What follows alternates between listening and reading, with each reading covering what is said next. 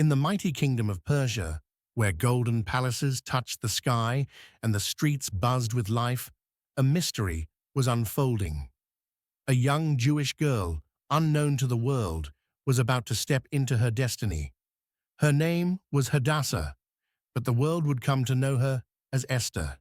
She had no royal blood, no claim to power, just an ordinary girl raised by her cousin Mordecai in the capital city of Susa. But the hand of God was upon her, preparing her for a purpose greater than she could ever imagine. One day, news spread across the empire. King Ahasuerus, Xerxes, was searching for a new queen. His previous queen, Vashti, had been banished for refusing to obey him. Now, the most beautiful women in the land were being gathered to compete for the crown. Mordecai, wise and discerning, urged Esther to join, but with one instruction: do not reveal that you are Jewish. Esther 2:10. Esther was taken to the royal palace, where she spent a year preparing with oils and perfumes. When her time came to meet the king, something miraculous happened.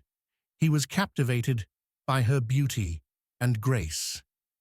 The king loved Esther more than all the women, and she obtained grace and favor in his sight.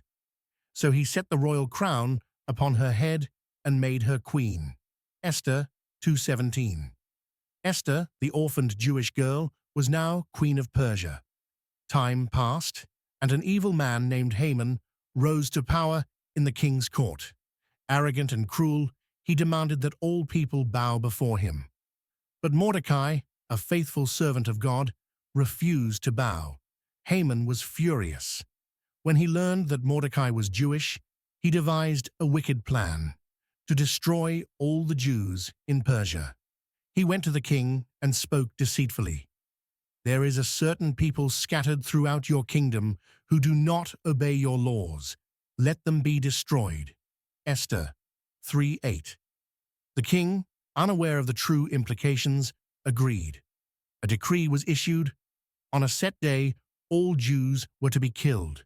Mordecai tore his clothes and wept in the streets. He sent word to Esther, urging her, "Go before the king and plead for your people."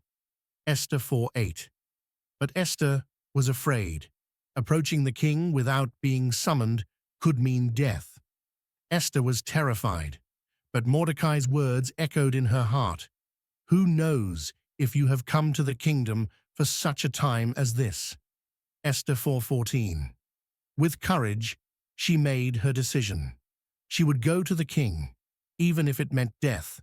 She called for a 3-day fast, seeking God's favor. Then, dressed in her royal robes, she stepped into the throne room. The king looked up. The court held its breath. Would he be angry? Would he order her execution? Then, he held out his golden scepter. Esther was safe. "What is your request, Queen Esther?" the king asked. "Even up to half the kingdom, it shall be granted." Esther 5:3. Instead of revealing her request immediately, Esther invited the king and Haman to a banquet. She was setting the stage for justice. At the banquet, Esther made her plea, "O king, if I have found favor in your sight, spare my people, for we have been sold to be destroyed." The king was shocked. "Who has done this?" Esther turned to Haman. "This wicked Haman is the enemy." Haman's face turned pale. The king, enraged, left the room. When he returned, he saw Haman falling before Esther, begging for his life. Mistaking his intentions, the king ordered, "Hang him on the gallows he prepared for Mordecai." Esther 7:10. Justice was served. Haman was executed, and the king issued a new decree allowing the Jews to defend themselves. The people of God were saved. They celebrated with feasting and gladness, and to this day, the festival of Purim is observed to remember how God used Esther to save his people. The Jews had light and gladness and joy and honor. Esther 8:16. Esther had stepped into her calling, proving that faith and courage can change the course of history.